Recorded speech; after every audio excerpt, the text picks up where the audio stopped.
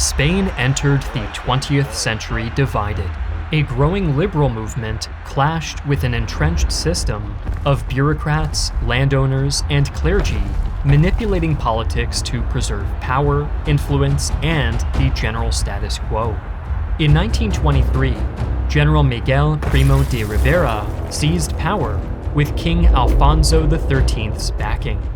His dictatorship alienated both the elites and the left before collapsing in 1930. A year later, support for the monarchy had evaporated. King Alfonso fled, and the Second Republic was proclaimed.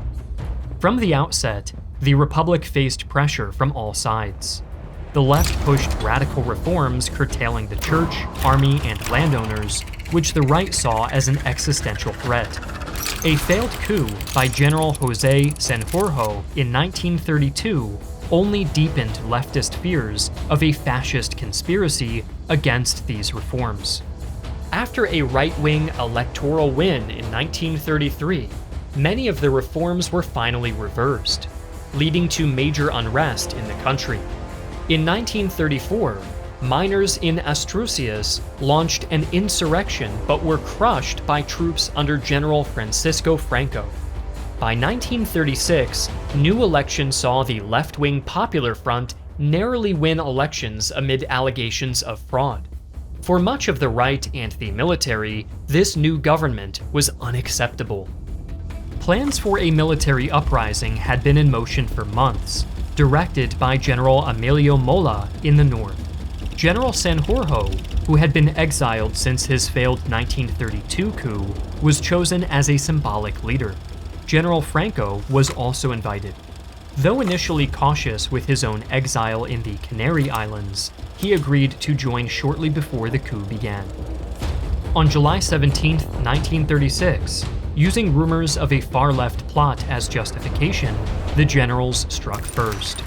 Franco secured the Army of Africa in Spanish Morocco, while on the mainland, the nationalists seized much of western and northern Spain. However, they failed to capture Madrid. For now, all the coup had achieved was splitting the nation in two. However, the divide between nationalist rebels and the Republican left was not so simple. Both sides were coalitions, each with competing visions. For the Republicans, the main objective was to defend the elected government from the nationalists. However, maintaining a united front would be difficult, thanks to the surge of violent revolutionary groups that sprang up in response to the rebellion. The face of the Popular Front was arguably the Liberals, whose center-left parties helped propel Manuel Azana into the position of prime minister and later the president. The Liberals wanted to build a modern secular democracy, but were left relying on more radical elements of the Popular Front after the military's coup attempts had severely weakened Republican control over the country. Of these radical elements, the Socialists and Communists made up the bulk of the Popular Front's working-class movements. The Socialists were split between their own moderate and radical wings, while the smaller Communist Party of Spain had to contend with the anti-Stalinist Marxists. Beyond these camps were groups like the powerful National Confederation of Labor and Iberian Anarchist Federation, who were often lumped together as the CNT-FAI. Unlike the other factions, the anarchists were unique in that they rejected the idea of a state in any form. Ultimately, their goal was not to save the Republic, but to build libertarian communism in the aftermath of the war. Defeating the nationalists would help that cause, so for the time being, they aligned themselves with the Popular Front. Lastly, there were the regional nationalists, who had little in common with the radical left or the central government. Groups like the Basque Nationalist Party and Republican left of Catalonia sided with the Republic because it had promised them autonomy, something the right-wing nationalists would never give. For these separatists, the end goal was independence, and they saw the Republicans as their best bet. Contrasting the Republicans were the nationalists, who were more unified in purpose, if not ideology. Whatever their allegiance, the right wing all agreed that their common enemies were communists, liberals, and separatists, who were all conspiring to destroy the Spanish nation. The core of the rebellion was the Spanish army, with its most ruthless and effective leaders being the Africanistas, veterans of Spain's brutal wars in Morocco. For them, the campaign had to be waged with the same terror tactics once used in North Africa. Behind the military stood the monarchists, an ever-present force in Spanish politics. In one camp were the Alfonsoists, who wished to restore the exiled King Alfonso XIII. In the other camp were the older Carlists, who clung fanatically to the belief that the rightful successor would come from the descendants of Don Carlos, the Count of Molina. Another extremist faction was the Spanish Falange, a fascist party founded in 1933 by Miguel Primo de Rivera's eldest son, José Antonio. By the time of the war's outbreak, José Antonio was already languishing in prison, yet the Falange's membership swelled with right-wing youths eager to combat the Red Menace. Falangists took to the streets against anarchists and communists, and were involved in the political violence that took place between February and July of 1936. Lastly was the Catholic Church, who took a vocal stand alongside the nationalists, framing the coming war as a righteous crusade against godless Bolshevism. It blessed the nationalist armies and provided a moral pretext for the brutal repression that followed. Their endorsement of the nationalists was something that the leftists would remember going into the war. Before we continue, I'd like to thank today's sponsor, Thorum, makers of unique rings and minimalist patent-pending watches and jewelry crafted for people who want something truly original. Thorum has been creating rings since 2012 using high-quality and unique materials like meteorite, whiskey barrels, dinosaur bone, Damascus steel, and even World War II rifle stocks. Each ring is built with comfort fit technology for an easy, natural feel, and every piece is hand-assembled and polished in the US with meticulous craftsmanship, ensuring it's made to last a lifetime. And speaking of lasting, every item comes with a lifetime warranty. If anything ever happens to your ring, Thorum will replace it, no questions asked. Our own animation manager has been searching for the perfect wedding bands for his upcoming nuptials, and Thorum sent him an incredible set made from 4.5 billion-year-old Gibeon meteorite inlaid into 18-karat rose gold tungsten carbide. Thorum also provides paper ring sizers so you can measure at home, and all orders ship within 1 business day with free worldwide shipping.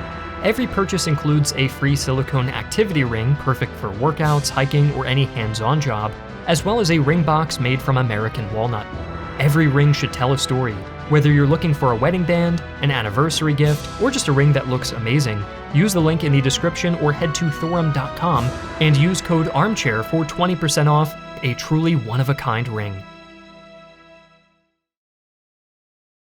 General Molla's uprising was off to a bad start, having only captured Seville and Saragossa after bloody confrontations with leftist worker militias. Meanwhile, Republicans had kept Madrid under their control, while also securing Barcelona, Valencia, Malaga, and Bilbao. A further setback for the nationalists came after the sudden death of General Sanjurjo, who was killed in a plane crash while returning from exile. Though largely symbolic, his loss was a heavy blow. As the monarchist politician José Ignacio Escobar later recalled, "We were stunned. The idea that our movement, though triumphant, was now going to develop along lines other than those which we expected, struck fear into our hearts." Franco, however, fared better. With the Army of Africa and its hardened Moroccan regulares, he captured Spanish Morocco with ease. His new problem was crossing the Strait of Gibraltar, as most of the Spanish Navy had gone over to the Republic. The solution came with German and Italian help. Under Operation Magic Fire, Luftwaffe transports ferried over 15,000 of Franco's troops to the mainland in July and August. On the Republican side, help was scarce. Western powers enforced a strict embargo under the Non-Intervention Committee.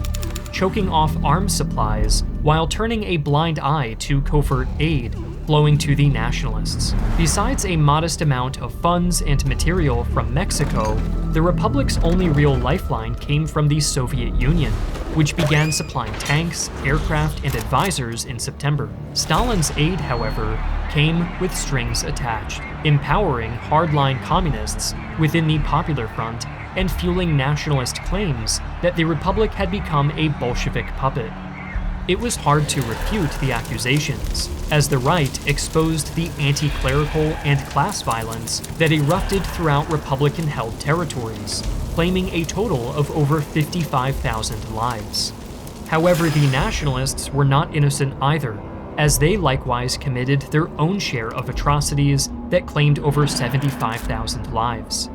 These war crimes would continue on both sides for the rest of the war. In Republican zones, anti-clerical fury exploded into the Red Terror. Churches and monasteries were burned, while thousands of priests and nuns were executed, with estimates putting the clergy death toll alone at nearly 6,800. Landowners, aristocrats, and anyone branded as fascist were often shot without trial. One of the most infamous examples were the Paracuelos massacres near Madrid, where thousands of prisoners, including children, were executed by Republican militias. The nationalists responded in kind with a white terror that was more systematic and enduring. In their zones, anyone tied to unions, liberal politics, or suspected Republican loyalties could be arrested, tortured, and shot. Teachers, mayors, journalists, and intellectuals were signaled out as enemies of God and country. Thousands were taken on nighttime walks to the outskirts of towns, where they were executed and left in ditches as warnings. In Badajoz, after the city fell to Franco's African troops, between 2,000 and 4,000 civilians were massacred in a single week. For those involved, it often seemed arbitrary. Francisco San Pedro, a Republican officer, recalled asking a prison chaplain why he had spent 7 years in prison when he had committed no crime. The priest replied, "You were on the point of being shot, but you weren't. The same could very well have happened to me had things turned the other way around. Your side lost, and the rest, whether you robbed or killed, matters not a lot. Many who have committed murders are still alive, and many who didn't have been shot. You've been in prison 7 years because you lost the war." These tit-for-tat atrocities were simply used as a tool of political and religious vengeance. Meanwhile, General Mola consolidated nationalist control in the north, cutting the Republic off from the French border. Franco advanced from the south, relieving nationalist defenders at the Alcazar of Toledo on September 27. The end of this long siege from Republican forces was a propaganda triumph that bolstered his reputation. By October 1st, Franco was declared Generalissimo of the nationalist forces and head of state. By the end of 1936, foreign intervention had escalated. Germany had formalized its Condor Legion, Italy sent its own expeditionary force, and Portugal opened its borders to nationalist aid, while Catholic and anti-communist volunteers from around the world flocked to join the rebels. On the Republican side, international volunteers that had begun arriving in October were now being organized into the international brigades, giving the Republic more manpower and fighters for their cause. In November, the nationalists launched their first major assault on Madrid. Despite heavy bombardment and the arrival of German and Italian units, the city held firm. Communist leader Dolores Ibarruri, famously dubbed La Pasionaria, recalled, "We called on the people to build barricades. Every day, thousands of men and women, young and old, even children, joined us in digging trenches and anti-tank ditches, building a defensive belt around our beloved Madrid." Hastily formed militias, Soviet tanks, and the 1st International Brigades stiffened the city's defense and stifled the nationalist siege. In spring 1937, Franco turned his attention to the north, targeting the isolated Republican strongholds of the Basque Country, as well as the Asturias and Santander. On April 26th, the Basque town of Guernica was obliterated in a bombing raid by the German Condor Legion and Italian aircraft. While the bombings did little to hamper Republican forces, the indiscriminate nature of the attack hurt the nationalists' reputation. The attack killed hundreds of civilians and became an international symbol of fascist terror, and was immortalized in a painting from the Spanish artist Pablo Picasso. Elsewhere, nationalist progress stalled. In March, Italian volunteer divisions launched an offensive northeast of Madrid, only to be routed at Guadalajara by Republican forces reinforced with Soviet armor and international brigades. The defeat was a humiliation for Mussolini and a morale boost for the Republic. But internal divisions soon undercut that momentum. In May, street fighting erupted in Barcelona between anarchists, anti-Stalinist Marxists, and Soviet-backed communists. The violence left hundreds dead, and ended with the suppression and purging of the anti-Stalinist factions, deepening Soviet dominance within the Republic. The May Days would also be downplayed by Soviet propaganda. George Orwell, who fought with the anti-Stalinists, later wrote, "It would be impossible for me, for instance, to debate the rights and wrongs of the Barcelona fighting with a Communist Party member, because no communist, that is to say, no good communist, could admit that I have given a truthful account of the facts." The nationalists, meanwhile, regained the initiative despite their own setbacks. On June 3rd, General Mola was killed in a plane crash, removing Franco's last rival and leaving him as the undisputed leader of the nationalist cause. By summer, the Republican North collapsed. Bilbao fell in June, Santander in August, and Gijón by October, giving Franco control over Spain's industrial heartland and its valuable resources. By late 1937, the Republic was desperate to regain the initiative. In December, they launched a winter offensive at Teruel, seizing the city in bitter winter fighting. But Franco's counterattack in February retook it at enormous cost to the Republicans, who were now exhausted and overextended. The nationalists then struck back with the Aragon offensive, breaking through thinly held lines and reaching the Mediterranean by April 1938. Spain was now cut in two, with Catalonia isolated from the rest of the Republic. In a final gamble, the Republic threw everything into the Battle of the Ebro River. From July to November, tens of thousands of troops crossed the Ebro, hoping to turn the tide. They were outgunned and outnumbered, and their offensive collapsed after months of attrition. The Republic had burned its last reserves. With morale shattered and Soviet aid dwindling, Catalonia fell in early 1939. Barcelona was captured on January 26th, sending hundreds of thousands of refugees fleeing across the French border. France, already fearing war with Germany, interned many of the makeshift camps. In March, Madrid surrendered without resistance. On April 1st, Franco declared victory. The fighting was finally over. The cost of the Spanish Civil War was staggering. Over 340,000 people were killed, including 200,000 in battle, tens of thousands more in reprisals, and thousands in bombings like Guernica. 500,000 civilians fled into exile, while countless others were imprisoned or simply disappeared. Cities lay in ruins, and an entire generation was left traumatized. Abroad, the war was seen as a grim rehearsal for what was to come.